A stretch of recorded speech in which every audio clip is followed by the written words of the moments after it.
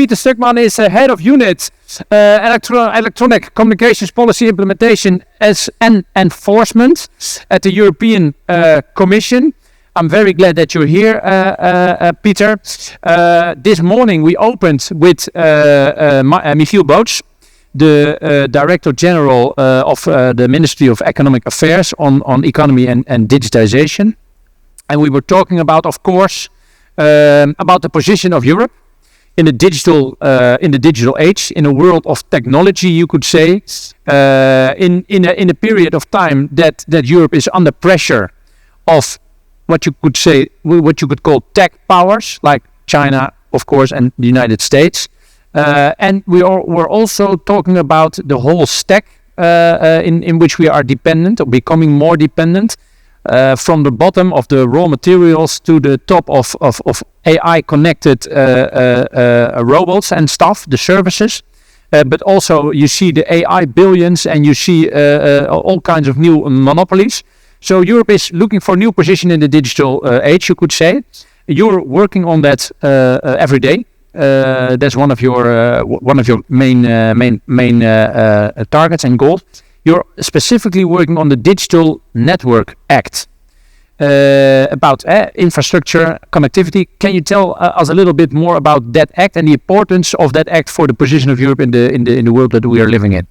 With pleasure, and indeed thanks for staying a couple of minutes before lunch, and sorry for blowing up the whole agenda and also missing the fireside chat with Michiel, which I'd love to do that. But I hear that you already covered a lot of these challenges, so I don't want to repeat them. We see, of course, a changing, dynamic world, turbulent times. Tech is evolving very fast. We get running into dependencies. We are also seeing geopolitical tension. So to address that, I think we, in the area of, first, of course, very nice to see that we have data centers and fiber together, because we also see that these technologies are growing together. But I think for the telecom side, for the network side, I think what is important here, or the solution, simplification. So to get in a framework for the players to invest and innovate. Also in an expanding ecosystem of the internet ecosystem. We have new partnerships among the players, cloud, AI, going into the networks enabling these kind of new ecosystems. And then also more single market. I mean, that came out, I don't know if you have heard about the Letta and Draghi reports. Yeah. We have also now the Dutch Draghi report, I heard, coming up. By Peter Stuckmann, the former CEO of ASML, he's guiding us to the new innovation position. Yeah. So simplification, you could also then see in a context to say, if you have a player that wants to play more broadly in a footprint in Europe, operators, etc., to also give a set of rules that are more consistent in terms of what does an operator need, a license to operate, ideally one, like a passport. Then you would need spectrum consistently, that you can provide the services consistently for mobile. Fixed side, you need also access, so that also needs to be simplified. And then, also then cooperation among the players that are going beyond the telecoms. I think these are the main areas where we trying to adjust the framework. The framework in the Netherlands, I think, has been transposed 2022, so it's not that old. But giving these dynamic developments, we want to go to something that actually doesn't have to be transposed, moving to, we call it the regulation, that means directly applicable. So we get something more agile, that we don't have to wait these rules also to hit the market and be more dynamic. Yeah. We were also in the morning talking about the Dutch strategy. It's called DOSA, Digital Open Strategic Autonomy. And we were talking, of course, about the balance between open and less dependent or more autonomous. How do you think that Europe can succeed in being more competitive, or let me do that. Let me be more competitive and less dependent on the key technologies like cloud and AI, for example. Those two are very important, of course, because the dependencies on those two technologies are becoming bigger and bigger. How do you look on that? Yeah, indeed. At the end of the day, of course, first trade negotiations, or in general these kind of games, it's important to have capacities in certain areas so that you also can, in principle, walk away from a negotiation table. You don't probably have to be leader in everything, but you have to make sure that in key parts of this value chain that you have capacities, And of course, on the telecom side, we have on the supply side, we are quite strong. We have two big suppliers that are European. The operators are also principal in terms of capabilities worldwide, still doing well. But then, indeed, when you look at big tech, when you look at ecosystems around AI, we have to catch up. So here, I think it's a bit maybe an opportunity if we now go to the next level of data centers, that we also here try to develop capacities in supercomputing. We're also quite good in Europe. So these so-called AI factories, move it maybe to something a bit more mainstream. So I think it's so important, even if we're not leaders, it's so important to look at AI innovation. We have the AI Act. We can debate if this is useful or not. Of course, legal certainty is good, but then of course having rules sometimes is for newcomers can also be a challenge. But here we really want to focus on AI innovation now and say, with public funding and draw in private investment into this digital infrastructures. Yeah. Of course, we are sitting here in a room full of entrepreneurs and businessmen and people that are trying to work in the private sector to make Europe stronger. And a lot of people sometimes say all those regulations, it's necessary. It's good to protect our values and to guide things in a good way. But on the other hand, there's also a feeling sometimes like, it's a lot, and it's a lot together. There's a lot of different regulations, which are all a little bit interconnected, but also separate. So how do I organize it as a company, as an organization?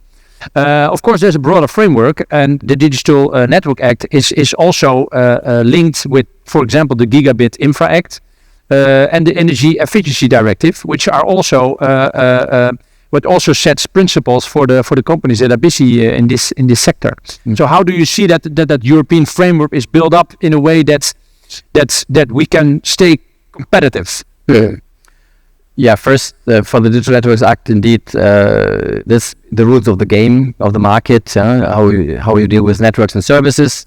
Here we want to get something that is agile, simplified, and enable investment innovation. Then the Gigabit Infrastructure Act we plan to keep separate. It's also very fresh. It's been agreed last year. But this one is a bit more specific to say if you want to deploy physical infrastructure, how can we make the life easier and find synergies? I mean, that's reduce cost basically, and get the permits that you need for a base station or for a fixed deployment in 4 months. I mean, that was probably the key provision. And in principle, if you don't hear anything, you can start. So that was the aim of the Gigabit Infrastructure Act. So complementary to the broader, higher level rules of the game of the code today, and then the DNA. And then, energy efficiency is a topic, of course, which is key, especially in data centers. I think it's we know why it gets so much attention, because it's now the demand is exploding, water and energy basically to build these gigafactories. So it's a huge challenge. Telcos also have a challenge. Anyway, they have a big energy bill to pay, so they have an interest anyway to keep the energy consumption under control. But here it's a bit more enabling green investments, I would say. So setting best practices and say if you follow these best practices, you get a label to say you can get better access to finance. So by that, making the networks greener.